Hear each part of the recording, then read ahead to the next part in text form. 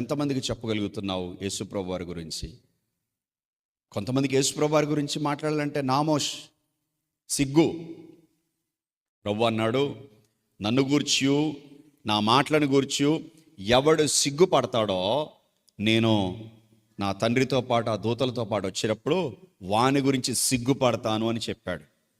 దేవుడిని సిగ్గుపరిచే విశ్వాసివా నువ్వు? దేవుడు సిగ్గుపడేటట్టుగా బ్రతికే విశ్వాసివా, లేకపోతే దేవుడు సంతోషపెట్టేట్లు బ్రతికే విశ్వాస? దేవుడు సంతోషపడేటట్లుగా బ్రతకడం అంటే ఆయన గురించి అనేకులకు చెప్పడమే, ఆయన అనేకులకు పరిచయం చేయటమే. నీ ఇంటి వారికి, నీ బంధువులకు, నీ స్నేహితులకు, నీ ఇరుగు పొరుగు వారికి, నీ గ్రామ ప్రజలకు. సమరయ స్త్రీ వెళ్ళి అలా చెప్పిందో లేదో అనేకులు సమరయలో వచ్చి యేసుప్రభు వారి దగ్గర ఆయన మాటలు విని మారు మనసు పొందారు, రక్షింపబడ్డారండి. హల్లెలూయా. నేను అడుగుతాను దేవుని సేవకునిగా, ఎంతమందిని నువ్వు ప్రభు దగ్గరికి నడిపించావు? ఇప్పటికి ఇన్ని సంవత్సరాలు అయింది కదా ప్రభుని నమ్ముకొని, ఎంతమంది నడిపించావు ప్రభు దగ్గరికి?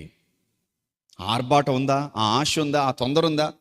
ఏవైనా నేను ఒక్కదాన్నే వస్తా, నేను ఒక్కడనే వస్తా, నేను ఒక్కడనే వెళ్తా. ఎన్ని సంవత్సరాలు గడిచినా ఇంతేనా?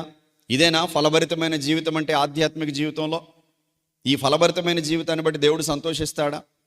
దేవుడిని బట్టి ఆనందించాలి, సంతోషించాలంటే లూకాసు వార్త 15వ అధ్యాయం రాయబడింది, ఒక్క పాపి మారు మనసు పొందితే పరలోకంలో గొప్ప సంతోషం అటండి.